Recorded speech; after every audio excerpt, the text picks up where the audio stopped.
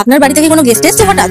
তারা খুবই health conscious, অথচ তাদের লাঞ্চ বা ডিনারে কি খাবেন বুঝতে পারছেন না। পোলাও বা বিরিয়ানি জাতীয় কিছু খাওয়াতে চান, কিন্তু হেলদি হবে সেরকম কিছু খাওয়াতে চান, তাহলে আজকের রেসিপিটা আপনাদের কাজে লাগতে পারে। স্কিপ না করে পুরোটা কিন্তু দেখবেন। আর এই রান্নাটির নাম আমি দিয়েছি চিকেন পোলাও। আপনারা রেসিপিটা দেখে আপনাদের পছন্দ মতো নাম আমাদের কমেন্ট বক্সে জানাবেন কি কি নাম দেওয়া যেতে পারে। তো চলো বন্ধুরা, আমি দেখিয়ে নিই এই সুন্দর healthy and tasty chicken pulao রেসিপিটা। তো চিকেন পোলাও বানানোর জন্য একটু কষ্ট করে বাড়ি থেকে বেরিয়ে 500 গ্রাম মতো চিকেন বা আপনাদের পরিমাণ মতো চিকেন এনে রেডি করে রাখতে হবে। চিকেন এনে ভালো করে ধুয়ে পরিষ্কার করে রাখতে হবে। তারপর সেই চিকেনের মধ্যে নুন, গোলমরিচ আর সামান্য ভিনিগার, আর ভিনিগার যদি না থাকে তার মধ্যে লেবুর রস অ্যাড করে ভালো করে মাখিয়ে সেই চিকেনটাকে ঢাকা দিয়ে এক জায়গায় মিনিমাম আধ ঘন্টার মতো রেখে দিতে হবে, তাতে চিকেন গুলো একটু সফট হবে।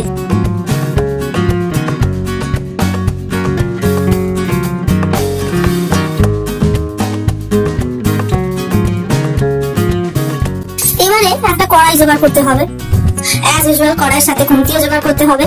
আর এমন একটা কড়াই জোগাড় করতে হবে, প্রপার চাপা দেওয়া ঢাকনা আছে সেই রকম একটা কড়াই জোগাড় করতে হবে। ঢাকনাটা কিন্তু মাস্ট। তার আগে আমি উপকরণগুলো বলে নিই। পেঁয়াজ মিডিয়াম করে কুচনো, আদা কুচি, রসুন কুচি সমান সমান নিতে হবে, মিডিয়াম সাইজ করে কেটে রাখা আলু, আর আপনাদের পছন্দ মতো সবজিও এখানে অ্যাড করতে পারেন। আমি এখানে নিয়েছি সবজির মধ্যে ক্যাপসিকাম আর কড়াইশুঁটি। ক্যাপসিকামটা দিলে একটু স্বাদটা ভালো হয়। তো কড়াইতে সবার প্রথমে 2 চামচ মতো বাটার দেবো। তো তারপরে বাটারের মধ্যে আমি দিয়ে দিলাম তেজপাতা, শুকনো লঙ্কা এবং গোটা জিরে। 10-15 সেকেন্ড মতো হালকা নেড়ে চেড়ে একটু গন্ধ বেরিয়ে এলে তার মধ্যে ডাইরেক্ট আপনারা দিয়ে দেবেন রসুন কুচি ও আদা কুচি।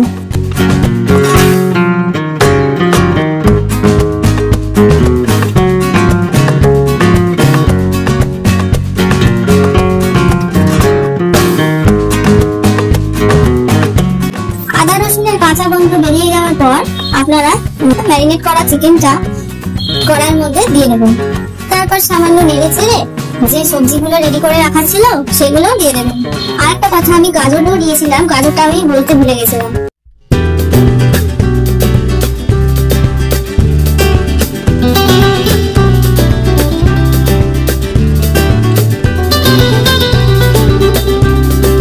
সবকিছু কড়াইয়ের মধ্যে দিয়ে দেওয়ার পর ভালো করে নাড়তে হবে আর ঢাকনাটি চাপা দিয়ে রাখতে হবে।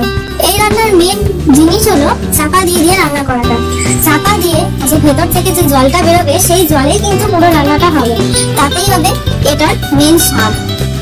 তো পোলাও রান্না করার জন্য এই রান্নাতে গোবিন্দভোগ চালটাই স্বাদ খুব ভালো হয়। বাসমতি চালও আপনারা ইউজ করতে পারেন, কিন্তু আমার মতে গোবিন্দভোগ চাল দিয়ে এই রান্নাটা ট্রাই করে দেখবেন। তো আমি নিয়েছিলাম 1 কাপ চাল। তো এইভাবে চাপা দিয়ে দিয়ে নেড়ে চেড়ে রান্না করতে করতে যখন দেখবেন আলু আর বিভিন্ন রকমের যা যা সবজি দিয়েছেন সেই সবজিগুলো হাফ সিদ্ধ হয়ে এসছে, তখন আপনারা চালটা দিয়ে দেবেন। আমি নিয়েছিলাম 1 কাপ চাল, তো 1 কাপ চালে 3 কাপ জল আমি অ্যাড করেছিলাম। আপনারাও যত কাপই চাল নেবেন তার 3 গুণ মাপে জল এই রান্নাতে অ্যাড করবেন।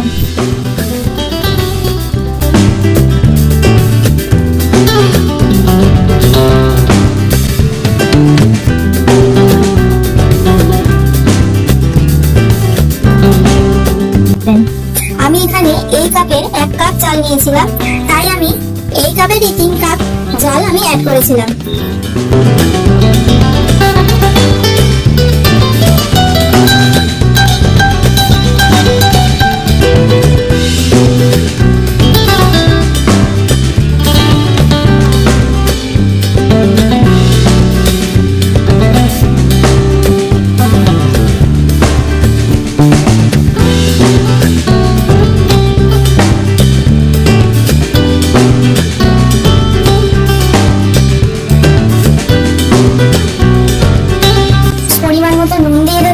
স্বাদ মতো, আর ঝাল অনুসারে কাঁচা লঙ্কা 2-1টা চিড়ে দিয়ে দিতে পারেন। আমাদের বাড়িতে ঝাল অতটা খাওয়া চলে না, তাই আমি এখানে অ্যাড করিনি, আপনারা চাইলে দিতেই পারেন।